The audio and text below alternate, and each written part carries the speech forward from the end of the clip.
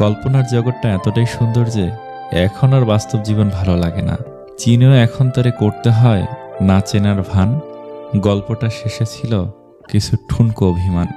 যে শত্রু আপনাকে আক্রমণ করেছে তাকে ভয় পাবেন না, বরং যে বন্ধু আপনাকে তোষামত করছে তার সম্পর্কে সাবধান থাকুন। বাবার চেয়ে বড় দায়িত্ববান কোনো পুরুষ হয় না, আর মায়ের চেয়ে বড় যত্নবান নারী হয় না। যেখানে নিজের সম্মান থাকে না, শত কষ্ট হলেও সেখান থেকে সরে আসাটাই উত্তম। তার কাছেই হেরে গেলাম যাকে মন থেকে সবচেয়ে বেশি চেয়েছিলাম। একদিন হব লাশ, কেউ কাটবে বাঁশ, কেউ খুঁড়বে কবর, কেউ নেবে না আর খবর। অধিকার যখন বিচ্ছেদের কারণ হয়ে দাঁড়ায়, সে অধিকার না দেখানোটা বোধহয় ভালো। মরে যাওয়া মানুষের মায়া কাটানো যায়, কিন্তু ছেড়ে যাওয়া মানুষের নয়।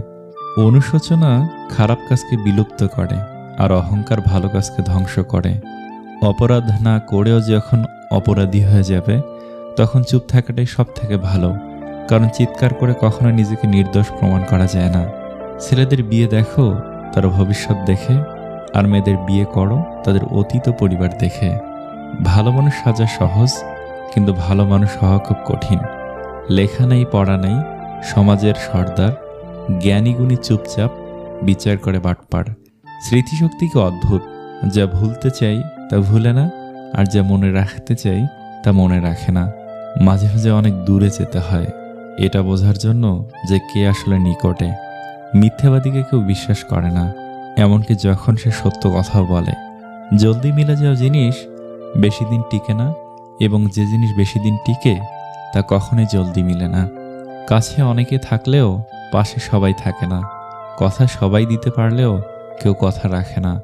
ভালোবাসি বললেই কি ভালোবাসা হয়? ভালোবাসলে মনের মিলও থাকতে হয়। বুঝলে ভাই, বিরক্ত করাটা হয়তো বন্ধ হয়ে যায়, কিন্তু ভালোবাসাটা তবুও থেকেই যায় প্রিয়।